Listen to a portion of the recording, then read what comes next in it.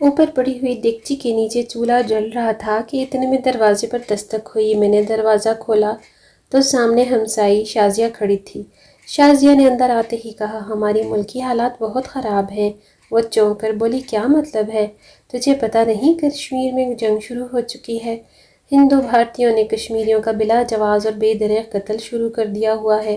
یہ سب کچھ بہت بڑا دکھ ہے اور ہم اپنے ملک کے لیے کچھ نہیں کر سکتے۔ ہم ہیں پرائمری تک پڑھی ہوئی، اور دوسری بات یہ ہے کہ ہم وہاں سے دور بھی بہت ہیں، اور ہم وہاں سے دور ہونے کی وجہ سے مجاہدین کے ساتھ مقابلہ کرنے کی بجائے یہاں پر آرام سے بیٹھے بھی تو نہیں رہ سکتے۔ اس نے کہا، ہاں مجھے بہت افسوس ہوتا ہے کہ ہم کچھ کر نہیں سکتے۔ یہ سن کر شازیہ چلی گئی اور میں اپنی ماں کے ساتھ گھر کے کام کاج میں لگ گئی۔ اتنے میں اب اس کے ابو اکرم دین بھی آ گئے۔ سب نے رات کا کھانا کھایا اور سو گئے۔ صبح حسب معمول وہ اور اکرم دین لکڑیاں لینے جنگل کی طرف چلے گئے۔ اکرم دین ایک درخت پر چڑھا اور لکڑیاں کاٹنے لگا۔ جب بہت سی لکڑیاں کٹ گئیں تو گھر کے لیے لکڑیاں اکٹھی کرنے لگی۔ لکڑیاں چنتی رہی، چنتے چنتے لکڑیاں جمع ہو گئیں تو وہ ذرا دیر کو خشک پتوں پر درخت کے ساتھ ہی ٹیک لگا کر یہی سوچ رہی تھی کہ کاش وہ مزید پڑھ سکتی اور اپنے ملک کے لیے کچھ کام کر سکتی۔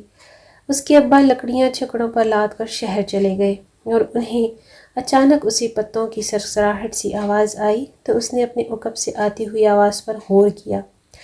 تھوڑی ہی دیر بعد اسے اپنے پیچھے سے کسی کی آواز آئی، میں مسافر ہوں، میرے پیچھے ڈاکو لگے ہیں، میری مدد کرو۔ اس نے پیچھے مڑ کر دیکھا تو ایک صحت مند نوجوان تھا۔ اس نے مسافر سمجھا، چلو مدد کر دیتے ہیں۔ اس نے کہا، میرے پیچھے آؤ، اور وہ شخص اس کے پیچھے چل پڑا۔ نادیہ اس کو گھر لے گئی۔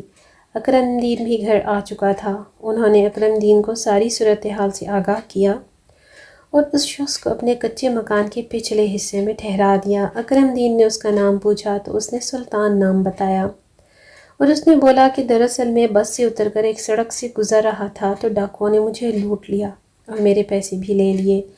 اب وہ مجھے مارنا چاہتے ہیں۔ اگر کوئی شخص آپ کو نظر آئے تو مہربانی کر کے میرے بارے میں پوچھے تو مت بتانا، کیا معلوم وہ غدار بھی ہو سکتا ہے۔ تھوڑی دیر بعد ہی نادیہ اماں سے بولی، اماں راشن کا سامان ختم ہو گیا، چلو لے آتے ہیں، اور ابا کو اس آدمی کے ساتھ گھر میں ہی چھوڑ دیتے ہیں اور سودا خود ہی لے کر آ جاتے ہیں، ابھی اتنی رات نہیں ہوئی ہے۔ چنانچہ دونوں ماں بیٹی گاؤں کے چھوٹے سے بازار میں آ گئیں اور سودا وغیرہ خریدنے لگیں۔ نادیہ کو پتہ نہیں کیا سوجھی۔ وہیں بازار کے قریب ایک چھوٹی سی پولیس چوکی کو دیکھ کر اس نے سوچا، کیوں نہ پولیس کو اطلاع دے دی جائے کہ ڈاکو ایک آدمی کے پیچھے لگے ہوئے تھے، کہیں وہ گاؤں میں آ کر لوٹ مار کرنا شروع نہ کر دیں۔ تو دونوں ماں بیٹی وہاں پہنچ گئیں۔ بلقیس نے ایک فوجی کو قریب بلایا اور اسے بتایا کہ اس کے گاؤں میں ڈاکو آ سکتے ہیں۔ انہوں نے سلطان کے بارے میں سب کچھ بتا دیا۔ پھر وہ دونوں واپس آئیں اور سودا سلف وغیرہ رسوئی میں رکھا۔ ابا نے اسے عجیب انداز میں کہا، مجھے یہ سلطان خود کوئی ڈاکو لگتا ہے۔ جب میں چائے دینے کے لیے اس کے کمرے میں گیا تو چارپائی پر بیٹھا ہوا تھا۔ وہ خود تو چارپائی پر بیٹھا ہوا تھا اور اس کی کمر دروازے کی طرف تھی، لیکن اس کے ہاتھ میں بہت بڑا چاقو بھی تھا۔ نادیہ بھی کچھ پریشان ہو گئی۔ اگلی صبح نادیہ کو اپنے گھر کے باہر کسی کے بولنے کی آوازیں سنائی دیں۔ دروازے پر دستک ہوئی تو انہوں نے دروازہ کھولا۔ فوجی تھا۔ پوچھنے لگا، جو مسافر ان کے گھر آیا ہے وہ کدھر ہے؟ ابا بولے، پچھلے کمرے میں ہے، اور فوراً ہی فوجی وہاں پر کمرے میں داخل ہوئے۔ سلطان کے ماتھے پر گن رکھتے ہوئے کہا، اب تم زیر حراست ہو، فرار ہونے کی کوشش مت کرنا، اور اس کے ساتھ ہی سلطان کے ہاتھوں میں ہتھکڑیاں لگا دی گئیں۔ ابا کو بھی وہ ساتھ لے گئے۔ وہ بہت پریشان ہوئے، لیکن رات کو ابا جلد ہی واپس آ گیا۔